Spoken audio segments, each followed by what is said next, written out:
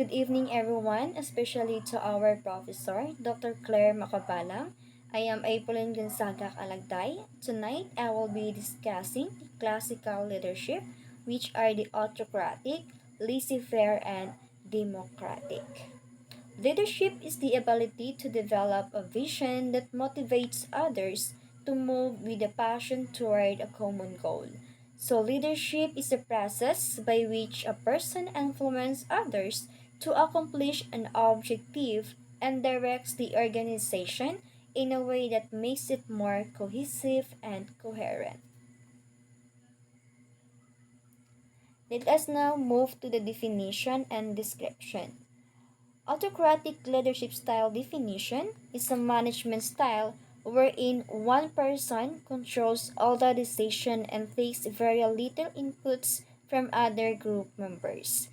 Autocratic leaders make choices or decisions based on their beliefs and do not involve others for their suggestion or advice.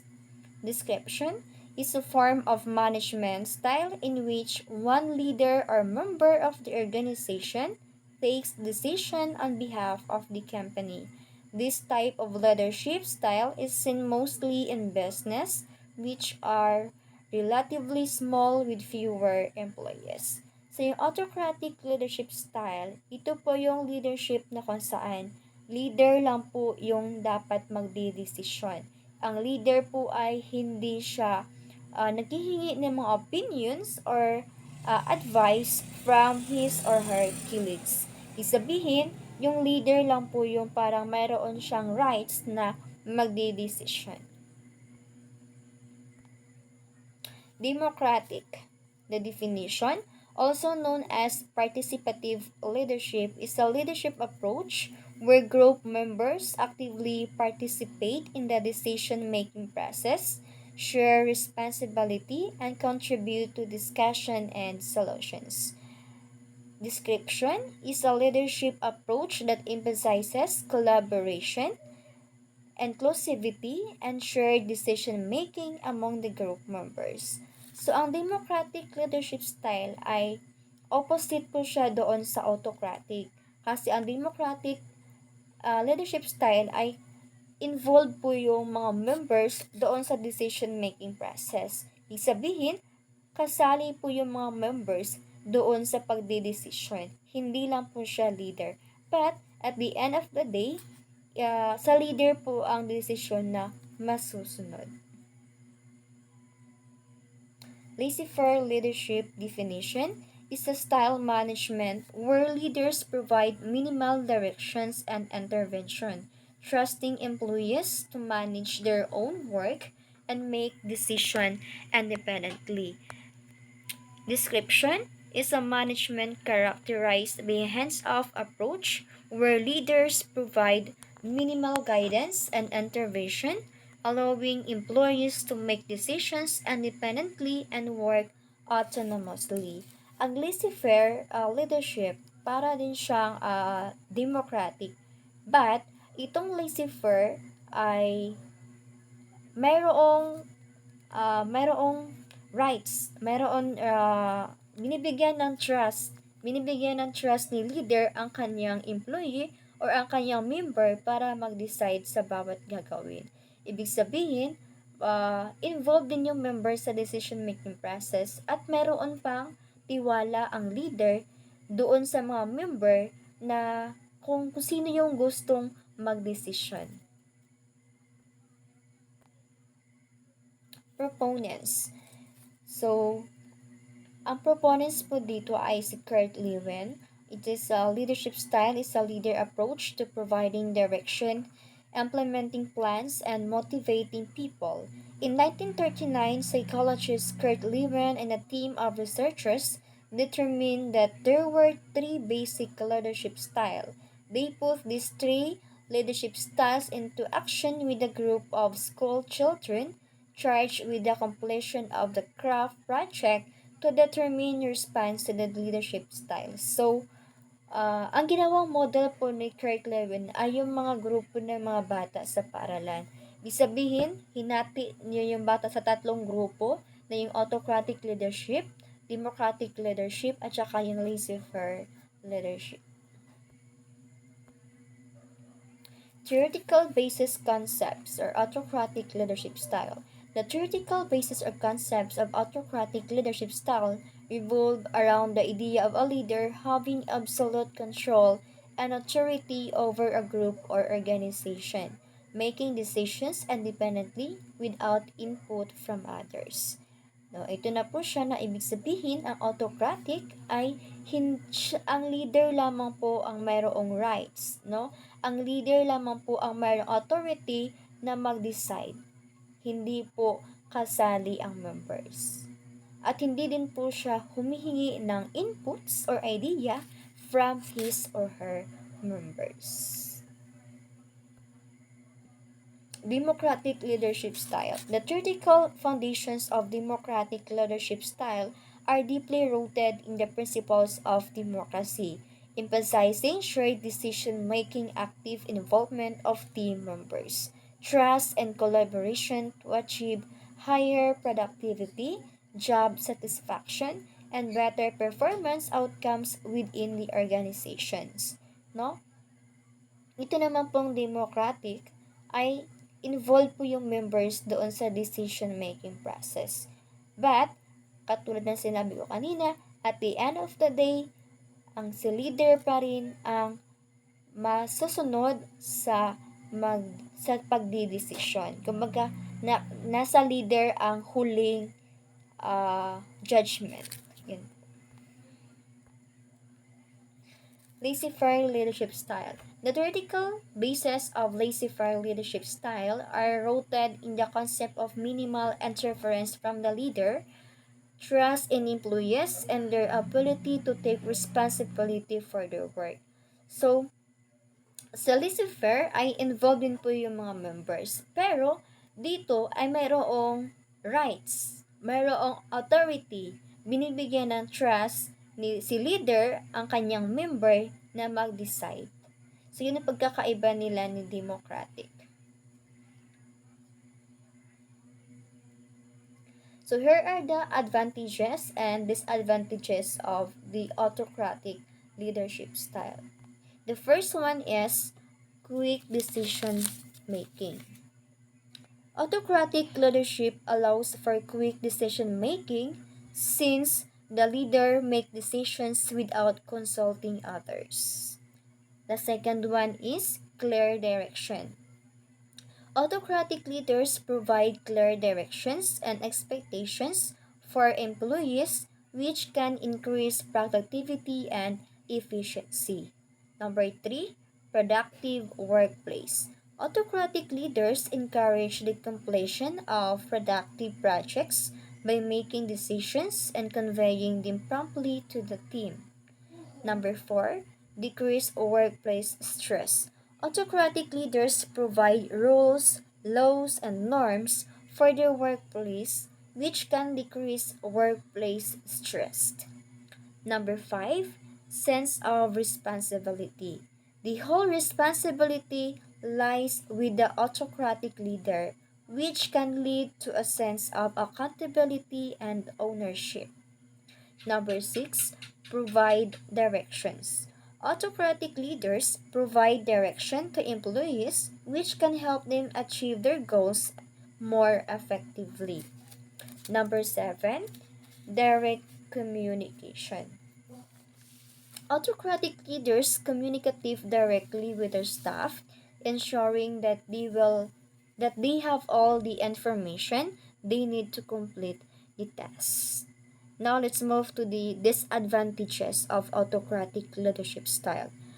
Number 1 is lack of creativity and innovation. Autocratic leadership can stifle creativity and innovation since input from team members is rarely soft. Number 2, low employee morale. Autocratic leadership can lead to low employee morale due to a lack of engagement and empowerment. Number 3, high turnover. Autocratic leadership can lead to high turnover due to a lack of personal growth and development opportunities for the team members. Number 4, reliance on the leader. Autocratic leaders relies heavily on the leader, creating a risk of leader is absent or makes poor decision. Number 5, resistance to change. Autocratic leadership can encourage resistance to change since it has discourages new ideas and feedback from others. Number 6, lack of trust and rapport. Autocratic leadership can limit trust and rapport between the leader and followers, leading to resistance or resentment from followers. Number 7, increase stress and responsibility.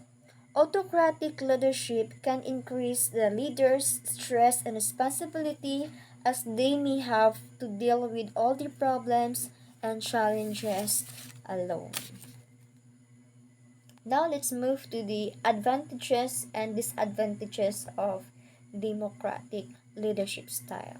The advantages, number 1, creativity and innovation. Democratic leadership encourages creativity and innovation by allowing diverse views and opinions, which promotes positive interaction within the group. Number 2, collaboration. Collaborations creates strong solution for complex problems by fostering an environment that encourages conversation and the input of ideas to find the best solution. Number 3, employee engagement. Employee engagement is high in democratic leadership as members feel involved and participative in decision making, especially if it is affecting them. Number 4, common goals and accountability. Democratic leadership leads to high accountability as common goals are set in awareness and participation results in strong team commitment. Number 5, high transparency. The team expertise may be insufficient to make informed decision which can lead to poor decision making. Now let's move to disadvantages. Number 1, resentment.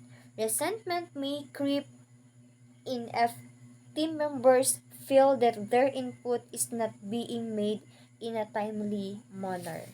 Number 2, time consuming. Collaborative decision making is time consuming, which can slow down the decision making process. Number 3, loss of trust. Team members can lose trust if they feel that their input is not being taken seriously or if decisions are not being made in their best interest. Number 4, limited productivity. There can be loss where there is limited productivity as team members wait for decisions to be made. Number 5, insufficient expertise. The team's expertise may be insufficient to make informed decisions, which can lead to poor decision making.